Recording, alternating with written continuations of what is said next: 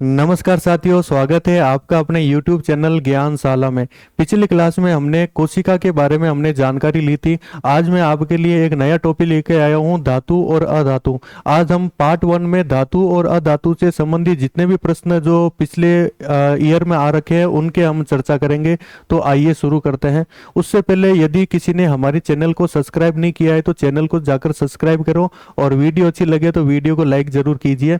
उससे पहले आप एक प्रश्न का आंसर हमें कमेंट बॉक्स में करके बताइए।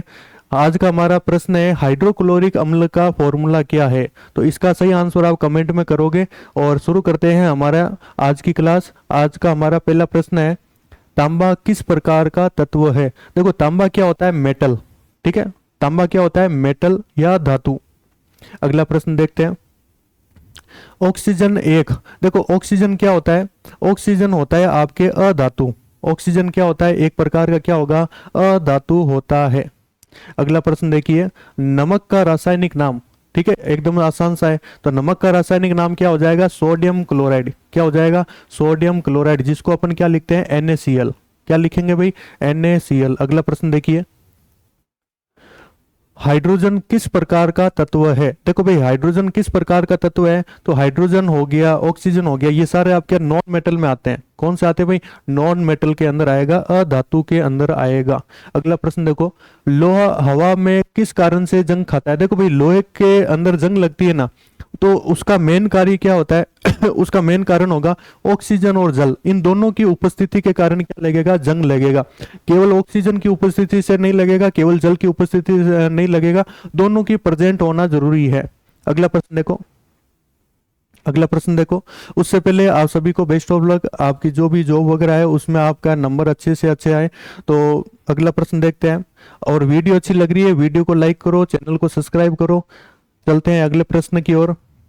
अगला प्रश्न क्या दे रखा है? अधिकांश धातुएं क्या होती है? तो धातुएं क्या होती है? आपके तन्य होती है। अधिकांश धातुएं क्या होती है? तन्य होती है। मतलब इसको अपन तान सकते हैं, और तान कर अपन इसके क्या बना सकते हैं? तार बनाए जा सकते हैं।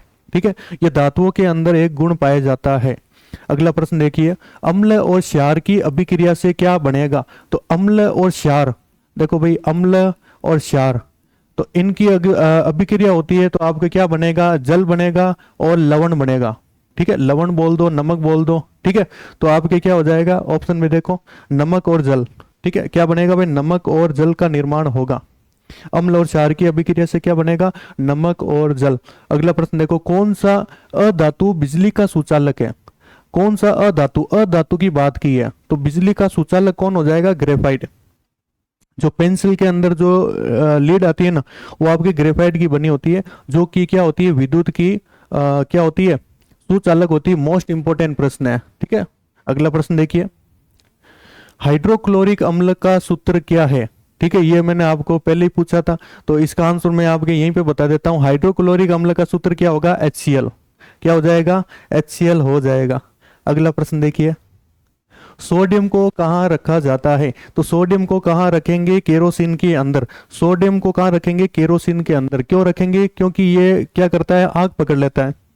ठीक है ना, ये जल की उपस्थिति में या हवा की उपस्थिति में क्या करेगा? आग पकड़ लेता है। धातुओं का सामान्य गुण क्या होता है? तो जितने भी मेटल होते हैं ना, उनका सामान्य गुण होता है तन्यता। ठीक है, ये प्रश्न वापस आ चुका है। अगला प्रश्न देखिए, अधातुओं का सामान्य गुण। देखो, पहले हमने धातुओं का सामान्य गुण पूछा था, और अब ये क्या पूछ रहा है? अधातुओं का सामान्य गुण। तो सामान्य गुण क्या होता है? अधातुओं का भंगुरता। भंगुरता किसे कहते हैं? कि जिसको ठोका, पीटा और वो टूट जाए। इसका मेन उदाहरण, आपका कॉमन उदाहरण होता है कोयला। ठीक है, अगला प्रश्न देखिए, कौन सा तत्व अम्लों के साथ अभिक्रिया करके हाइड्रोजन गैस उत्पन्न करेगा? तो कौन सा तत्व क्या करेगा? अम्ल के साथ अभिक्रिया करके क्या बनाएगा? हाइड्रोजन गैस बनाएगा। तो लोहा। लोहा बोल दो, या कोई भी धातु।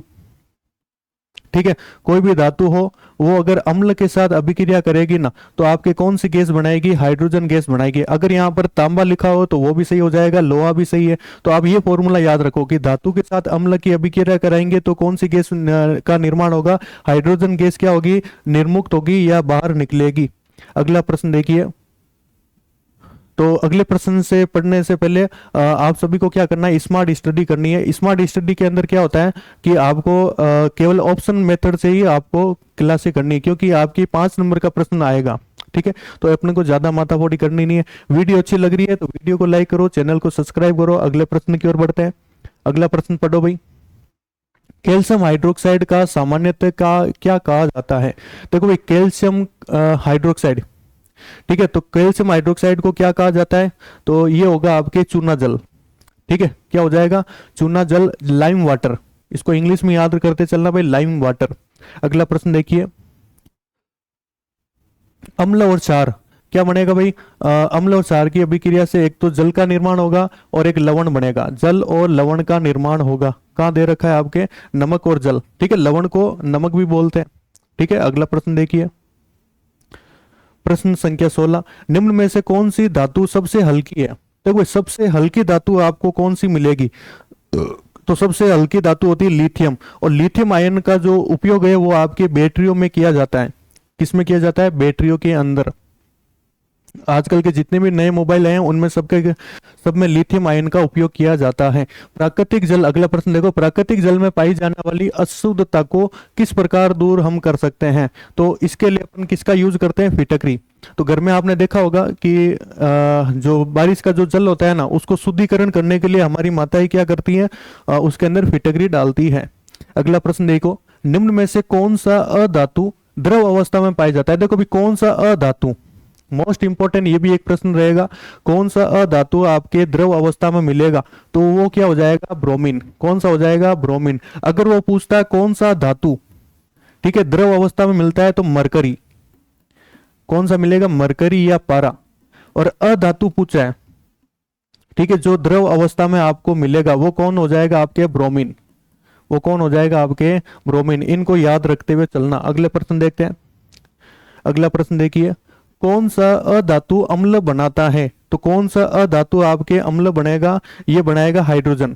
कौन बनाएगा? हाइड्रोजन। हाइड्रोजन क्या करेगा? अम्ल का निर्माण करेगा।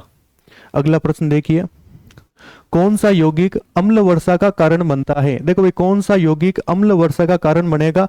ये बनेगा आपके SO2। ठीक है, देखो SO2 या NO2, अगर ऑप्शन में NO2 दे रखा है वो भी सही हो जाएगा। इसका मेन कार्य क्या होता है? जो अम्ल वर्षा होती है ना, वो होती है आपके सल्फर के और नाइट्रोजन के डाइऑक्साइड के कारण होता है। किसके कारण होता है? सल्फर और नाइट्रोजन के जो ऑक्साइड होते हैं उनसे अम्ल वर्षा का निर्माण होता है। अगला प्रश्न देखिए, पीतल किन तत्वों का मिश्र धातु है?